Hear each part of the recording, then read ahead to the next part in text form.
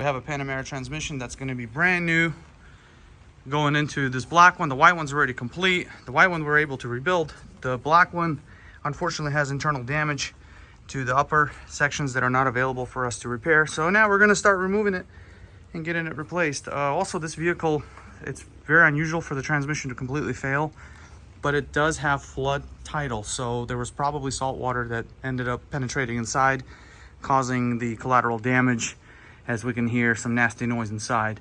But anyway, stay tuned. We're gonna go ahead and start removing this transmission, getting it all done and replaced. We're a specialty shop for these transmission units. I believe we're about the only ones that are messing with the PDK transmissions on Panameras, and every single one of them that so far shows up, we were able to fix, except this one due to water damage. So water has been probably intruding from the top breather and damaged it. So this transmission we're pulling out right now, and we're gonna replace with a brand new one. The reason why is it actually developed some moisture inside, and because of the water penetration and intrusion, it created a situation where it burned up the clutches and destroyed the top half. So on this one, I have to do a complete removal and replacement. Normally I can rebuild these 99% of the time. You didn't have water in there, and this car had like minor flood damage, I believe. That's what the customer said, so he actually knew there was a problem with it. This is the first time we actually were able to get it fixed where the transmission will shift and everything. The problem is it's making a sound, which is damaged internals due to that water. So that's what kind of happens on flood cars. So you have to be careful, because at the top here, there's a drain breather right above the bell housing, and if water table gets about to right here, the water will actually intrude internally of the transmission, and then it will fail. So let's remove it and show you guys further once I'm done. All right, we're finally removing this thing here. Extremely tight in here. So there we have it. So I'm going to kind of go over a couple parts here that are part of this transmission. So we got our oil lines out. So if we look here, that's our clutch pack. These will burn up if there's an issue with either water or starvation of oil pressure and such. So these used to not be available. We haven't had any really fail, but they will fail if water gets in the transmission. They'll just eat up the friction material. So yeah, that's what that looks like. And this is not a true DCT transmission. It's like between a DCT and a slush box. It's completely different than your 911 one, which is a true dual clutch transmission. It's basically essentially a manual transmission that's controlled by a robot, which is underneath. But very similar. So it's a hybrid between the PDK, the full version PDK, which is the mechanical automated transmission, and between the ASIN, which is in the Cayennes. So yeah, this is but they do call it a PDK, so I just wanted to give you guys some clarity, as it's not a true full manual, because obviously this is a luxury vehicle.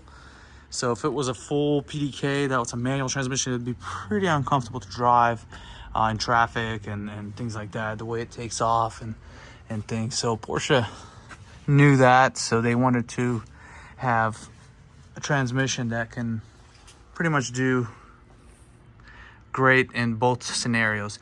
Here's our new transmission, straight from the ZF manufacturer. It's a factory unit, and we're gonna put this transmission back in. Obviously they all pretty much are rebuilt, because you can see kind of some of the older looking aluminum with the corrosion. But they have a brand new clutch pack, which is inside here. It's all nicely covered in here. That way the splines don't get damaged. So that's pretty cool. That's the ring. If you were to replace the clutch packs, you would undo the ring, replace the clutch pack. So yeah, pretty cool. It's time to put this bad boy in. So that's what here's our trigger wheel that's attached to the flex plate. That's what that looks like. Some other issues that, well, you have these transmission out, I want to show and go over that we do a lot. This pipe right here, they have a problem where these are pulling out. Now this one has a screw-in adapter, which is already a fixed housing. This housing is a bear to install, so if this is being performed, we always do these as well, because time now is going to be very, very minor, a couple hours at most. So that's what that looks like. Also, the air pumps on these leak. This one actually has a leak right here, so that will need to be replaced, and that's common as well. You can see the residue. But other than that, that's really about it. Of course, the transmission engine mounts. Transmission mounts go bad too, which these are fine, but the engine mounts are gone, and the whole subframe has to be removed for that. That you can see the black fluid that's in there is already run out, both sides, so you typically don't replace one anyway, so you have to do them in sets. So yeah, there's all these other items you want to do while you have it out. That way, when you remove it, you're not wasting your time, and hopefully the shop you're working with won't try to not do them, because then they'll charge you a lot of money to do the components, like the housing here for the water distribution, which is an issue. Porsche makes you replace these. We actually glue them and pin them back, just like on 911 turbos. Have never had an issue, or like on the GT3 or GT2. Today's the big day. Got the new transmission on our transmission stand. Time to get this transmission installed and get this car back on the road. After we do this, we're gonna have to calibrate it, get it all synced. That way it's working properly.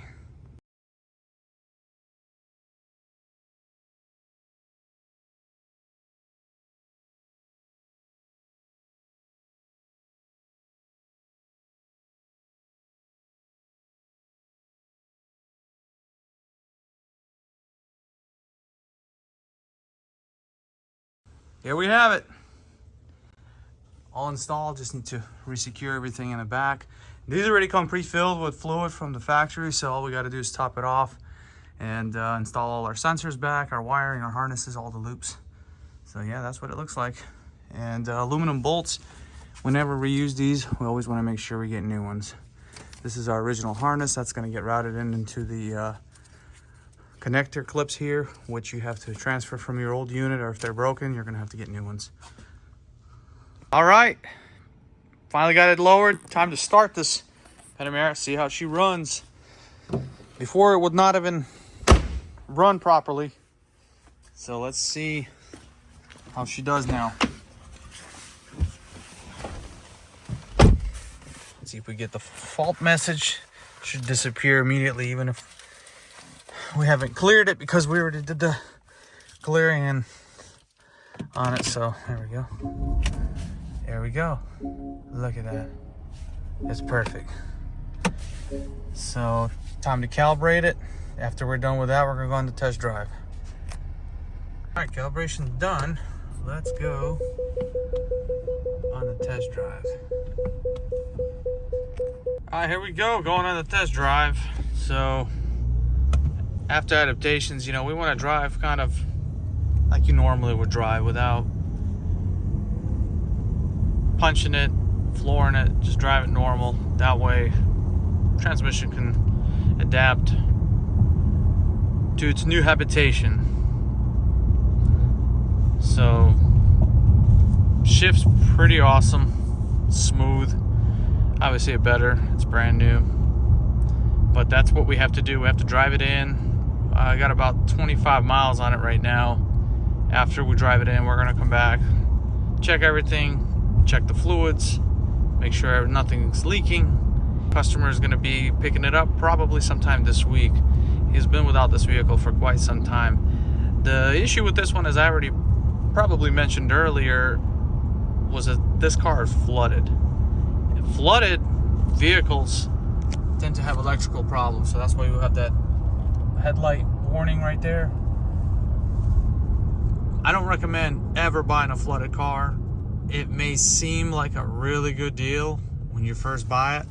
Like, I mean, it seems like it's great, but that good deal turns into a bad deal as soon as you start replacing electronics on these cars. You know, like the screen goes out, or the center console electronics, the main electronics, the main body control. transmission like we had failed. You may get a good deal initially, but then you'll be fixing it and you'll have all kinds of electrical faults possibly forever until you basically get rid of the car, unless you replace all the ground connections, all the wiring harnesses, all the modules. Not knowing how far and how deep it was flooded, it would just randomly shut down. It had a really nasty whining sound. I mean, just nasty, awful bearing noise from the transmission. It's nice and smooth now, nice and steady, so that makes this car very, very desirable now to drive. 99% of the time we can rebuild them and they're going to function just like they were new, but in this situation, this was not the case due to water damage. So anyways, thank you for watching, and we'll see you next time.